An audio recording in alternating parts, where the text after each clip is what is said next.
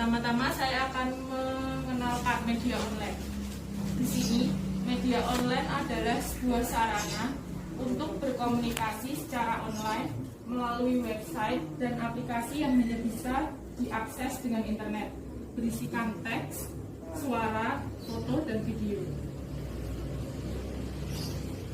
Banyak sekali macam-macam dari media online tersebut, diantaranya ada situs berita online seperti cnnindonesia.com, kompas.com, dan detik.com. Berikutnya ada situs e-commerce, diantaranya Shopee, Tokopedia, Lazada, dan lain-lain. Ada juga situs media sosial seperti Instagram, Facebook, YouTube, dan aplikasi chatting seperti WhatsApp, Telegram, dan lain. Kelebihan media online sendiri diantaranya ada beberapa, yaitu cara kerja penyebaran informasi sungguh cepat. Yang kedua, informasi atau data lama bisa dibuka kembali dengan gampang sewaktu-waktu. Yang ketiga, bentuk konten yang disajikan sangat bermacam-macam, baik teks, foto, audio, dan video. Berikutnya, bisa diakses dengan gampang dari mana saja dan kapan saja, serta penggunaannya praktis dan fleksibel. Di sini yang akan kita bahas ada dua, media online Instagram, dan yang kedua adalah Shopee. Kenapa saya memilih ini? Karena di masa pandemi seperti sekarang ini kan biasanya penjualan yang secara langsung dibatasi.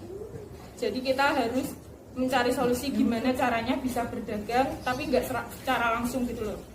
Di antaranya dengan menggunakan Instagram dan juga Shopee.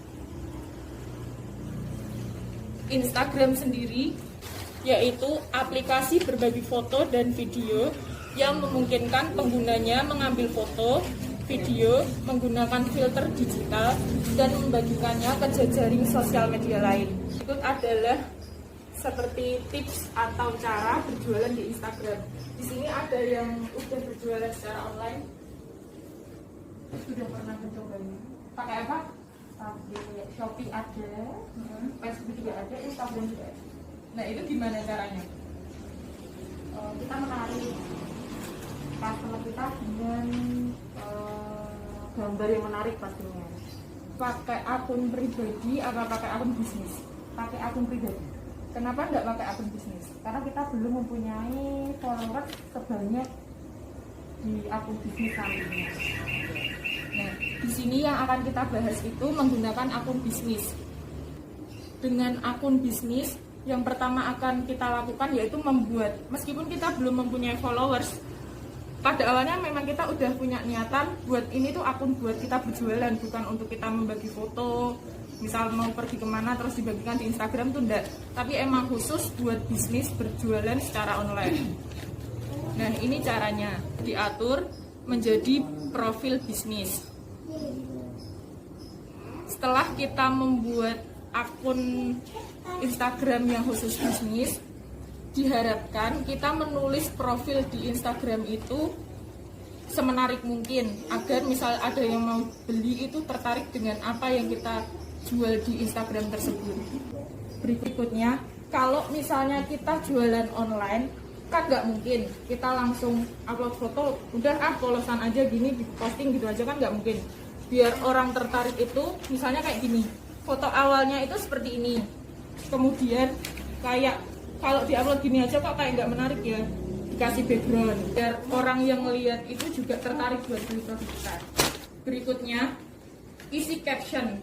Caption ini kayak kata-kata yang bisa menarik konsumen biar tertarik sama produk kita. Terus captionnya Vanilla Pattern Series, hujan series, motif sederhana, lembut, tapi sungguh cantik dan adem banget. Juga testimoni atau unggahan ulasan pelanggan. Di sini biasanya ada yang pelanggan ngasih langsung komen, misal kayak ini barunya bagus, ya kayak gitu, bedanya bagus. Entah itu lewat WA, lewat DM atau lewat komen. Kalau di sini biasanya kayak di foto, terus di tag ke akun kita. Nah, foto itu tuh bisa kita jadiin di profil IG kita sendiri, biar kalau dilihat tuh jadi kayak gini, jadi rapi, jadi bagus dan menarik orang. Oh, ini akun bisa dipercaya nih, hasilnya juga bagus, jadi orang juga minat buat beli produk kita. Nah, setelah akun kita lumayan besar, kita bisa ngadain promo yang menarik seperti diskon, terus kayak hadiah, giveaway, entah itu pulsa, entah produk yang kita jual, atau apa aja bisa. Selanjutnya, agar kita bisa menjaga koneksi dengan followers atau dengan pembeli kita, itu kita harus interaktif dengan mereka. Misal mereka tanya, kita juga harus balasnya tuh jangan yang judes apa gimana. Kita harus sabar, meskipun kadang emang konsumen kan banyak mintanya, pertanyaannya banyak, aneh-aneh, macam-macam kayak gitu, tapi kita harus tetap sabar biar dia tuh nggak lari ke penjual yang lain kayak gitu. Yang terakhir dan paling penting untuk saat ini, yaitu pilih endorser yang tepat. Endorser yang tepat itu biasanya kayak membuka jasa buat menawarkan produk yang kita jual dengan cara timbal balik ya. Misal mereka mau mempromosikan produk yang kita jual, tapi kita tetap ada imbal baliknya ke mereka. Biasanya kalau orang yang udah punya banyak followers, itu pasti diikuti sama followersnya. Jadi kayak followersnya itu percaya kalau si orang ini benar-benar puas sama produk yang kita jual. Sekian pemaparan yang saya sampaikan untuk sore ini. Kalau ada yang mau ditanyakan atau ditambahkan, monggo saya persilahkan. Saya akan nanya, mungkin yang masalah untuk selebgramnya itu tadi. Biasanya kalau misalkan kita nggak timbal balik ke mereka, itu biasanya biayanya ada biayanya sendiri atau tidak? Kalau setahu saya sih kan biasanya akun-akun yang kayak selebgram gitu kan ada kontak personnya ya.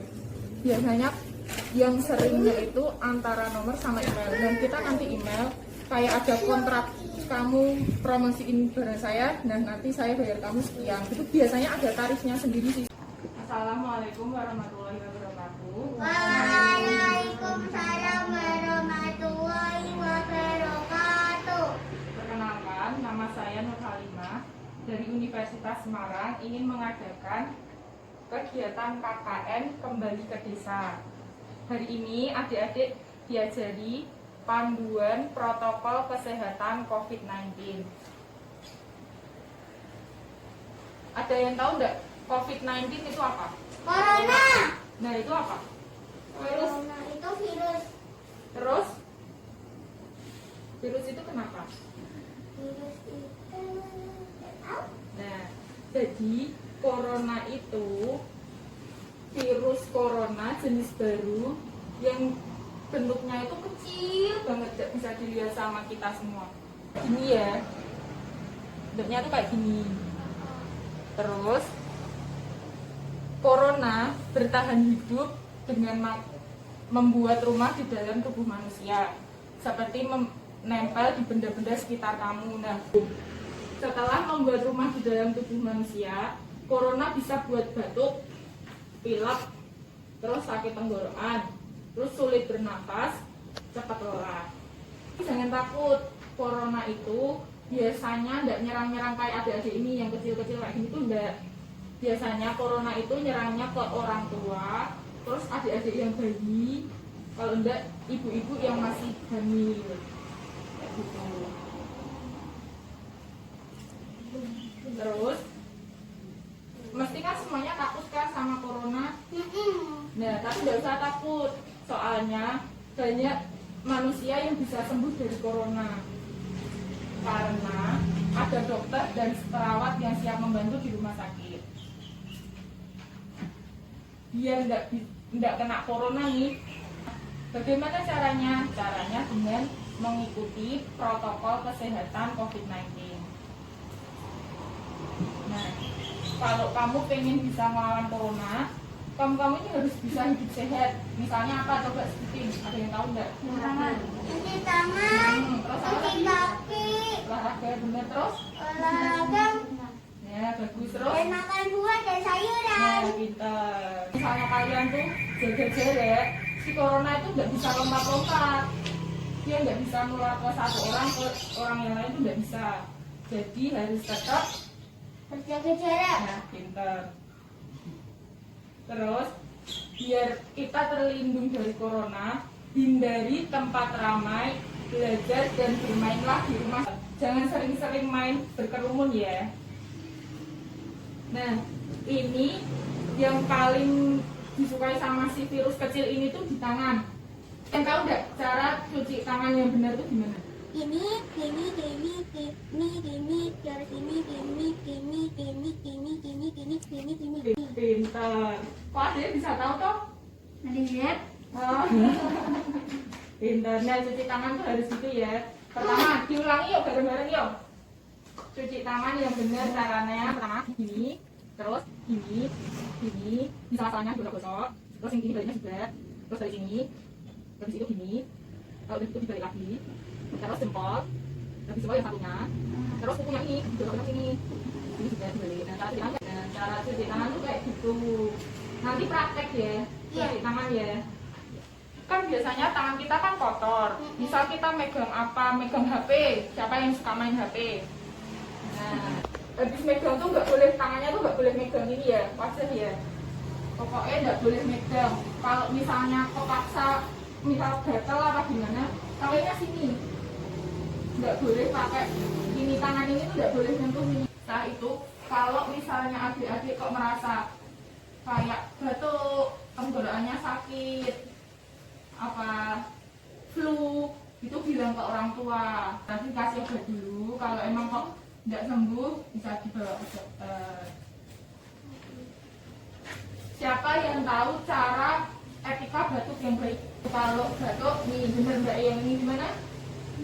Pakai siku. Kalau udah pakai siku, pakai tisu ini, terus tisunya langsung dibuang. Jadi kalau batuk udah boleh gini ya, ini tuh nggak boleh, pakainya sini. Nah, nggak boleh gitu, pakainya sini, siku. Orang di sekitar kita pasti kan takut tuh sama corona. Tapi nggak perlu takut, karena sekarang para ahli di seluruh dunia sedang bekerja keras buat nyari obat si virus ini. Nanti jadi kalau ada orang yang kena tuh bisa sembuh. Terus biar bisa jauh dari virus corona, kita semua harus sama-sama lawan si virus corona dengan cara hidup sehat. Tadi apa caranya? Terus cuci tangan. Kalau cuci tangan nanti pakai ini. Pakai hand sanitizer. Terus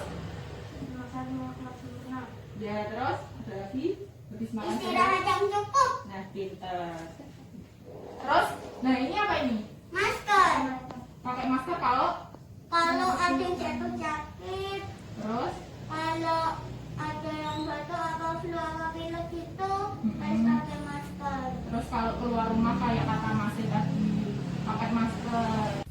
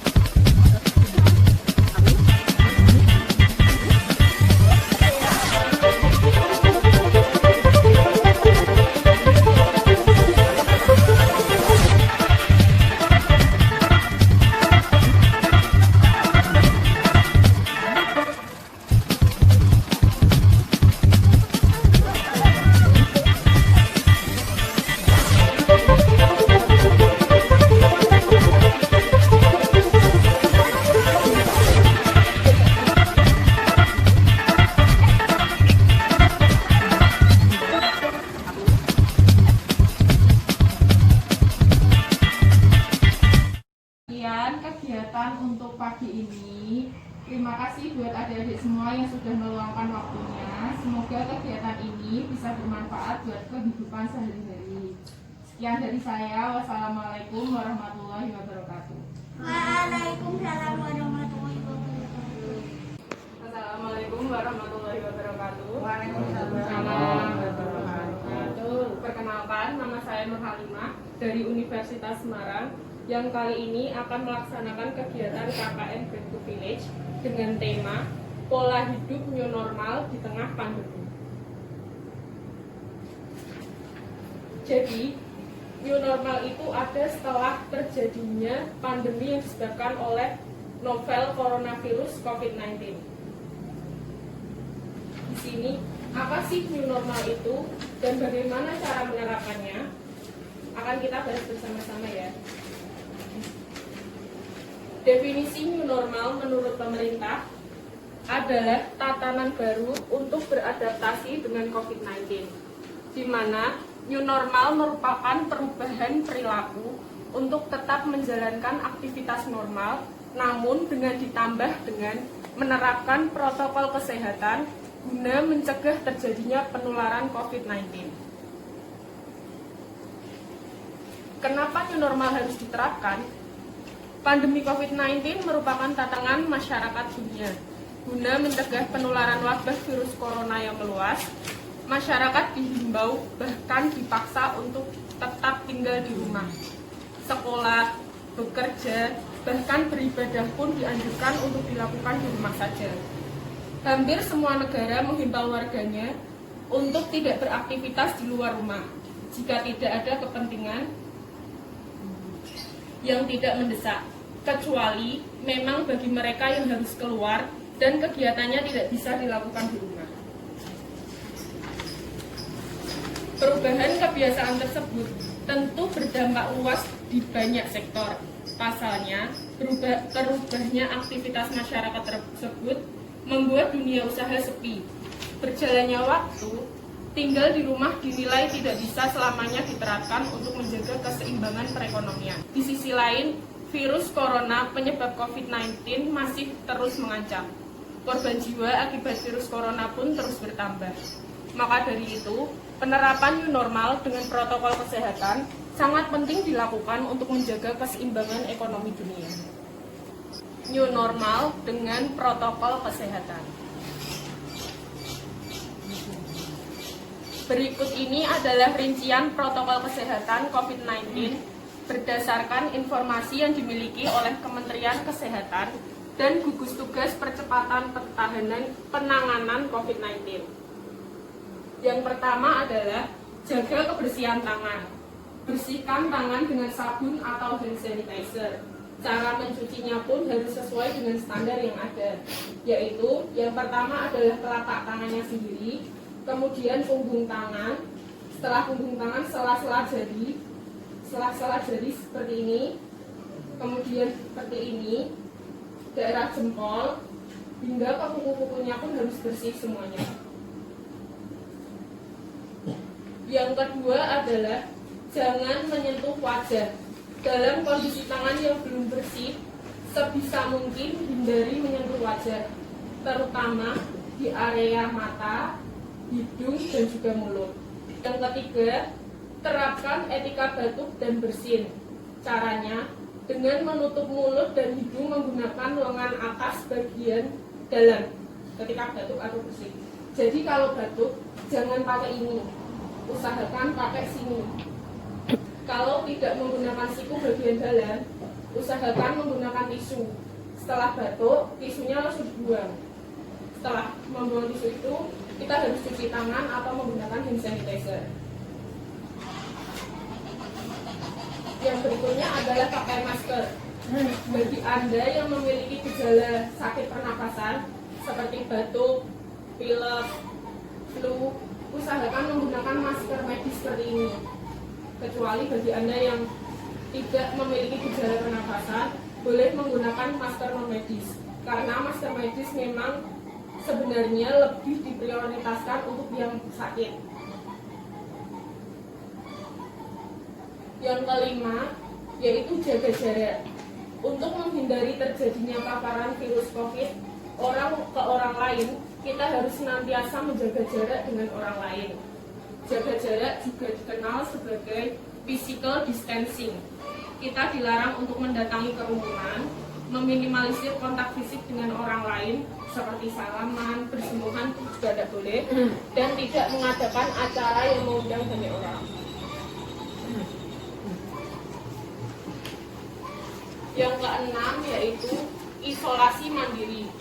Bagi Anda yang merasa tidak sehat seperti mengalami demam, batuk, pilek, nyeri tenggorokan, sesak nafas, diminta untuk secara sadar dan sukarela untuk melakukan isolasi mandiri di rumah.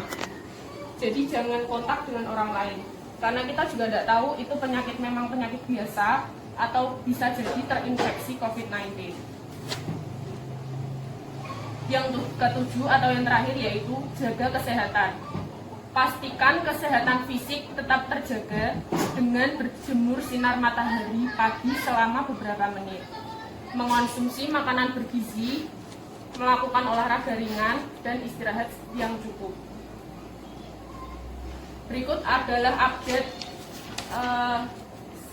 perkembangan COVID-19 di Indonesia.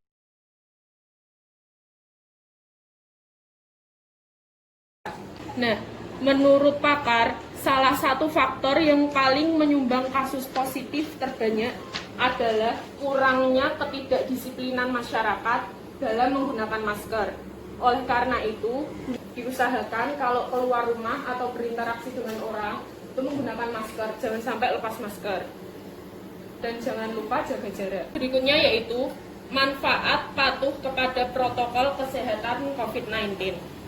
Memang yang namanya beradaptasi dengan kebiasaan baru bukan hal yang mudah, juga membutuhkan waktu yang cukup lama. Tetapi apabila bertujuan untuk mengubah perilaku dan budaya masyarakat Indonesia, maka perubahan tersebut harus dilakukan. Namun, terdapat 5 sisi positif yang dapat dirasakan dalam budaya Indonesia apabila penerapan protokol kesehatan menjadi perilaku sehari-hari.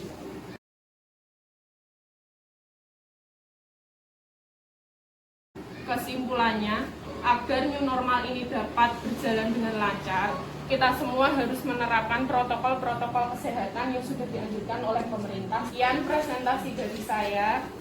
Terima kasih atas waktunya dan perhatiannya. Mohon maaf apabila ada kekurangan. Wassalamualaikum warahmatullahi wabarakatuh. Assalamualaikum warahmatullahi wabarakatuh. Waalaikumsalam.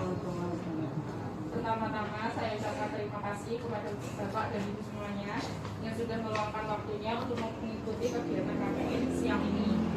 Di sini saya Nur Halimah dari Universitas Semarang akan memaparkan sedikit materi tentang pentingnya selalu membawa hand sanitizer. Jadi di sini kan kita sudah mulai era new normal.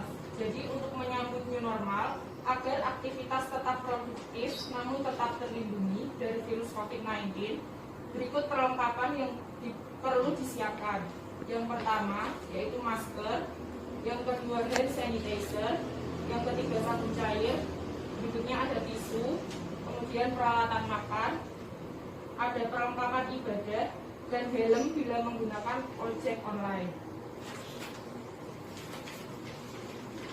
Jadi di sini hand sanitizer adalah cairan pembersih tangan yang digunakan sebagai alternatif untuk mencuci tangan selain menggunakan sabun dan air. Hand sanitizer berbasis alkohol dengan minimal 60% dipercaya lebih efektif untuk membunuh kuman dan mikroorganisme berbahaya di tangan, termasuk pencegahan virus corona. Jadi, manfaat hand sanitizer sendiri ada 3. Yang pertama, menjaga kebersihan dan mencegah bakteri. Produk ini dirancang untuk membunuh kuman dan mikroorganisme berbahaya sehingga aman jika diaplikasikan pada kulit tangan apabila dilakukan dengan benar. Yang kedua, dapat digunakan untuk benda lain. Selain untuk tangan, hand sanitizer juga bisa digunakan untuk membersihkan benda mati di sekitar kita. Misalnya saja untuk membersihkan layar HP, laptop, membersihkan pegangan pintu, serta alat makan saat tidak tersedianya air. Dan yang terakhir, fleksibel saat dibawa bepergian. Dan sanitizer biasanya dikemas dalam bentuk gel atau spray dalam ukuran botol yang kecil, sehingga dapat dengan mudah dibawa di dalam tas, kapan, dan di mana saja. Jadi, pada dasarnya, hand sanitizer digunakan di saat dimana kita sedang bepergian dan mengalami kesulitan mencari toilet atau tempat mencuci tangan untuk membersihkan tangan kita dari kuman dan kotoran. Namun, ketika kita berada di tempat yang mudah menemukan air, seperti di rumah, kita lebih dianjurkan untuk mencuci tangan dengan sabun dan air mengalir. Karena sabun tersebut lebih efektif untuk digunakan daripada cairan pembersih tangan atau hand sanitizer. Karena dapat menghilangkan bakteri dan virus yang ada di permukaan kulit. Jadi, siang ini kita akan membuat hand sanitizer dengan bahan alami ya. Jadi, bahan yang digunakan yaitu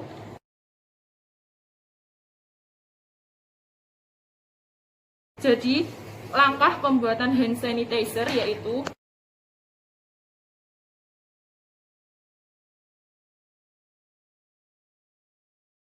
ini adalah hasil dari tim si daun sirih tadi ini. Setelah daun sirih ini ditim selama 30 menit, kemudian disaring, diletakkan ke tempat sendiri seperti ini. Nanti yang kita pakai hanya 75 ml, tidak semuanya. Jadi untuk prosesnya yaitu daun sirihnya 75 ml yang kita pakai.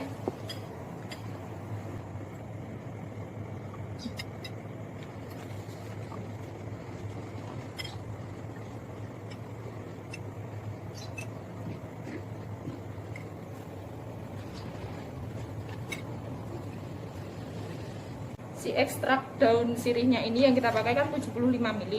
Kemudian ditambah perasan air jeruk. Jeruk nipis ini diperas 8 ml, kurang lebih 1,5 jeruk nipis.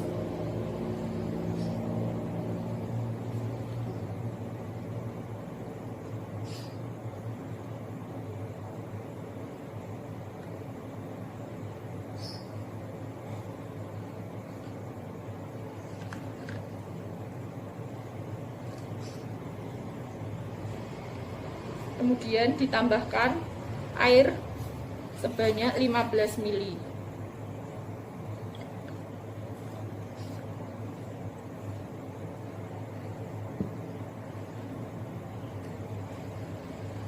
Setelah seperti ini, diaduk-aduk biar rata. Nah, berikutnya dimasukkan ke botol spray.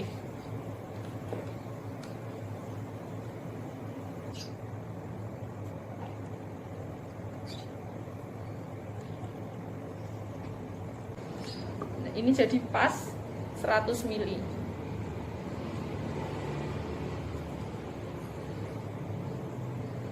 Nah, hand sanitizer ini bisa bertahan kurang lebih 2 minggu untuk dipakai sehari-hari. Jadi ini lebih aman karena menggunakan bahan yang lebih alami. Kalau biasanya kita pakai alkohol kan di tangan, kalau terlalu sering dipakai biasanya tangan jadi kering. Nah, ini bahan yang alaminya tuh dari daun sirih dan jeruk nipis.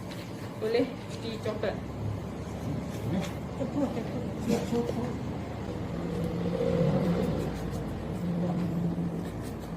Ya,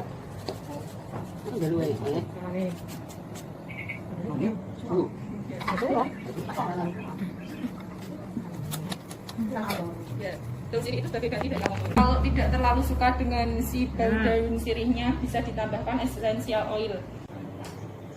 Ada yang mau ditanyakan?